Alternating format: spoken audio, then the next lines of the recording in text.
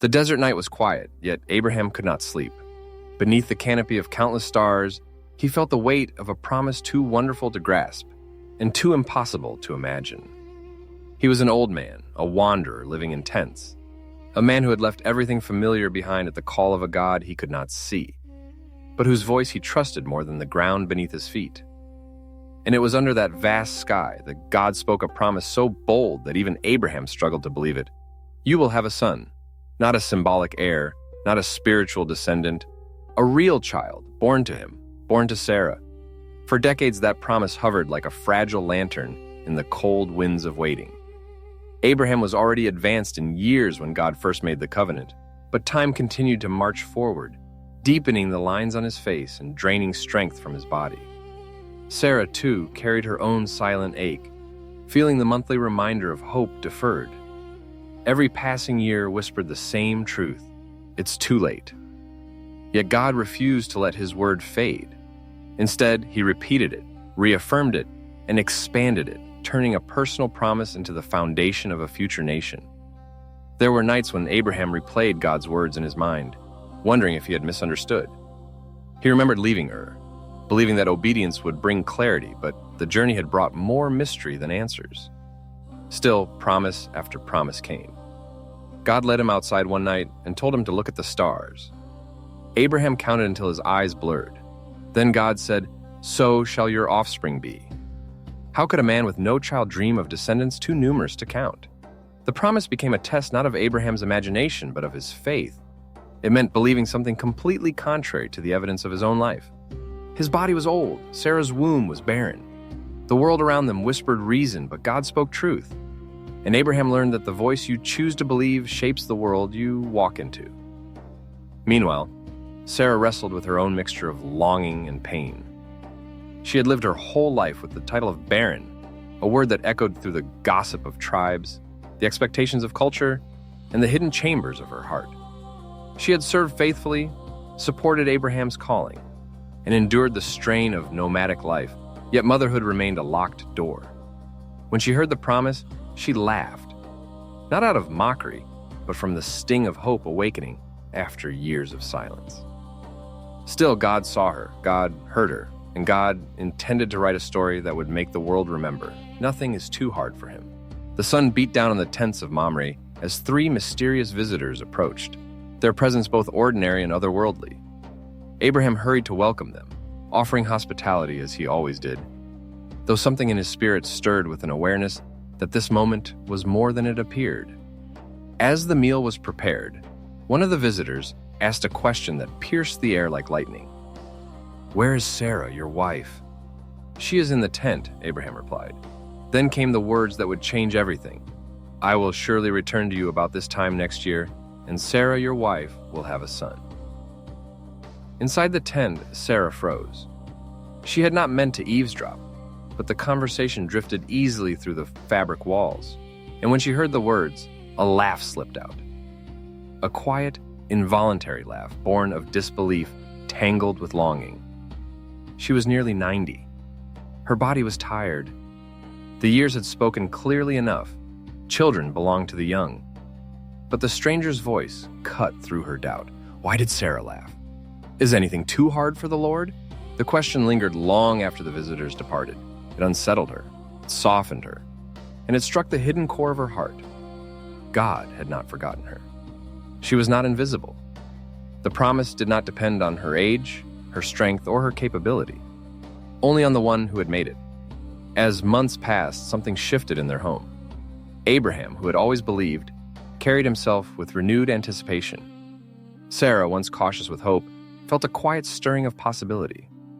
Their lives continued, setting up tents, tending flocks, navigating the harsh desert climate, but beneath the routine flowed a growing undercurrent of holy expectation.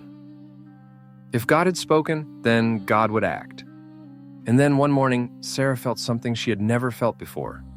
Life fluttering within her. A trembling hand touched her stomach, and tears filled her eyes.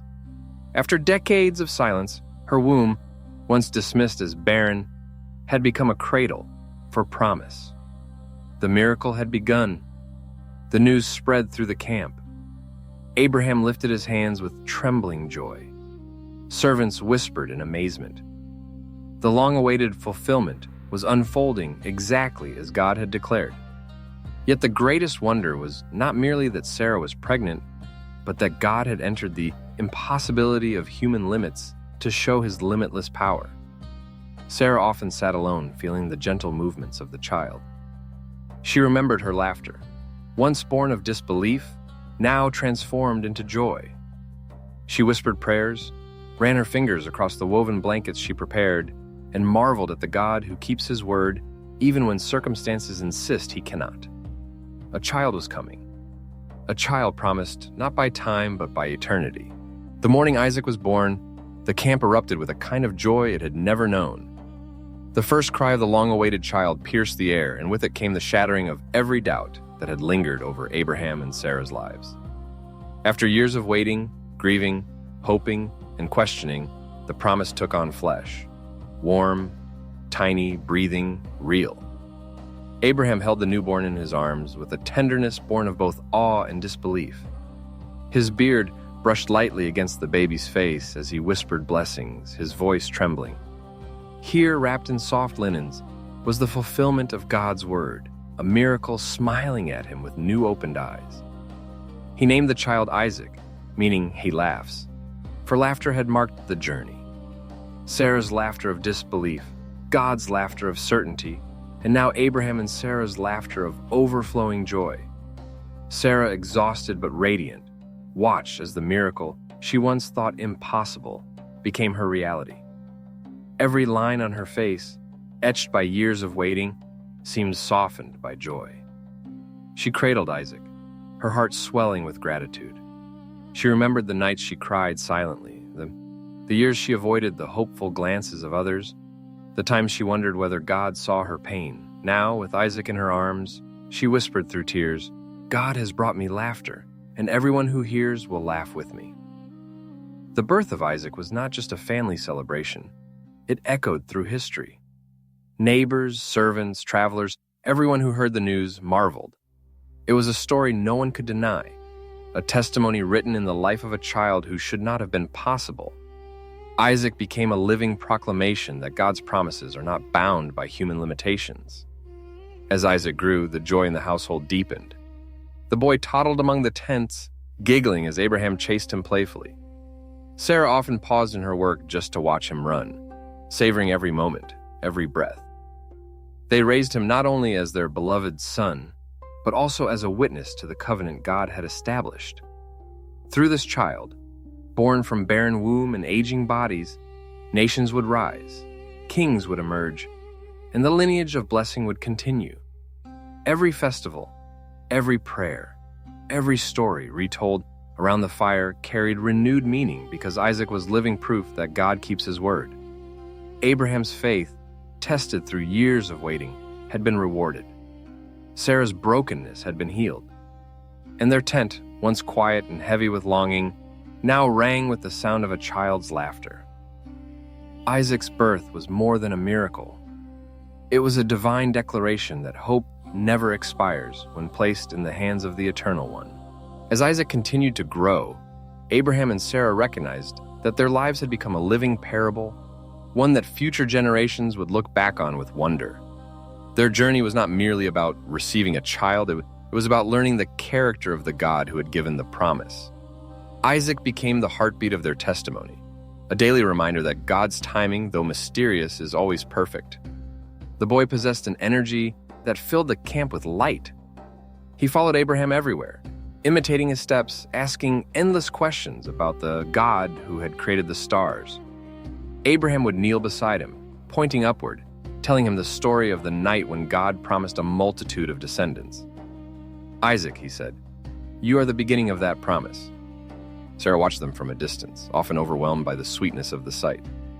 She saw Abraham, once a man burdened by longing, transformed by fatherhood. She saw Isaac, full of life, unaware that his very existence was a miracle.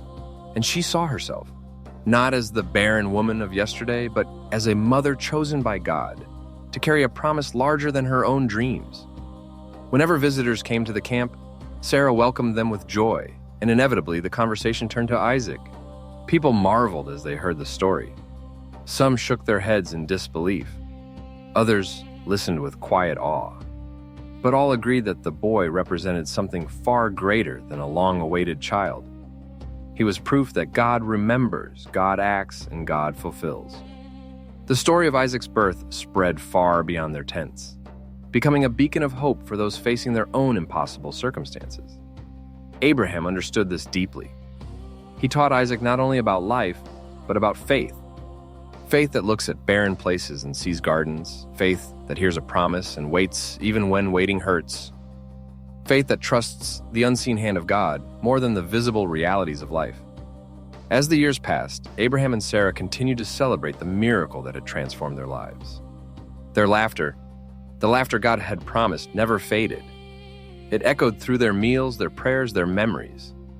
Whenever Isaac laughed, Sarah felt as though heaven itself was smiling. The miracle of Isaac's birth was not simply a moment in time, but a marker in history. It became the foundation for the unfolding story of a nation, the fulfillment of God's covenant, and the prelude to an even greater promise that would one day bless the entire world. Abraham and Sarah's journey teaches us that God-given promises are not fragile hopes. They are unstoppable realities, waiting for their appointed time. And when that time arrives, the impossible becomes inevitable, the barren becomes fruitful, and human laughter becomes the echo of divine joy.